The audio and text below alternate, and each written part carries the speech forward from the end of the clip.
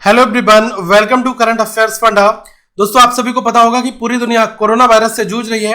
बहुत सारे ऐसे देश हैं जो कि वैक्सीन के लिए लगातार अपने परीक्षण कर रहे हैं और कई सारे ऐसे देश हैं जो कि फर्स्ट और सेकेंड फेज में अभी चल रहे हैं। तो मैं यहाँ पर आपको एक बहुत दिलचस्प खबर बताना चाहूंगा कि रशिया ने दावा किया है कि जितने भी ह्यूमन ट्रायल्स होते हैं उन सारे ह्यूमन ट्रायल्स को कंप्लीट कर लिया है रशिया की वैक्सीन ने।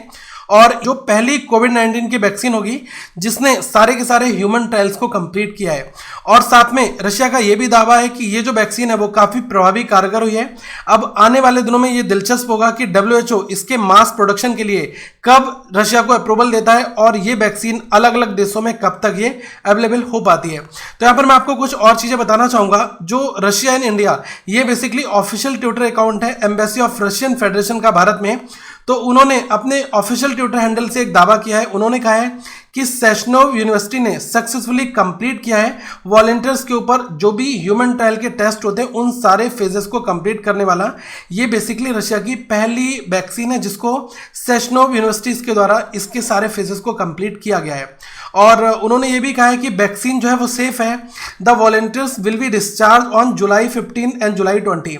और ये आपको समझना पड़ेगा कि जुलाई 20 के बाद में जो एक्चुअल अपडेट है इस वैक्सीन के बारे में कि इस वैक्सीन ने उनके इम्यून सिस्टम पर किस तरीके से अपनी जो इफेक्ट है वो छोड़े हैं, तो वो आने वाले दिनों में ही दोस्तों हमें पता चल पाएंगे।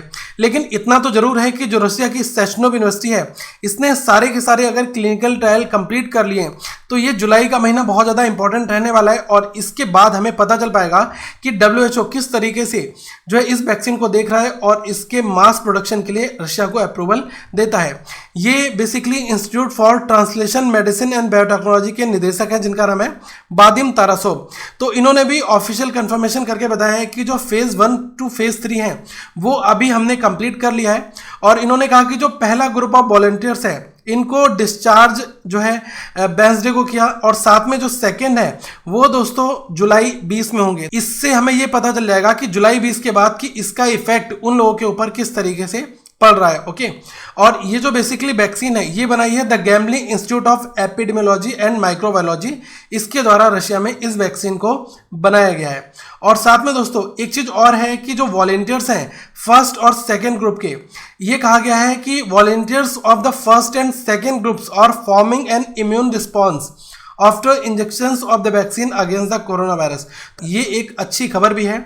और इसी चीज के साथ में रशिया जो है वो दुनिया का पहला देश बन चुका है जिसने सारे के सारे ट्रायल्स को कंप्लीट किया।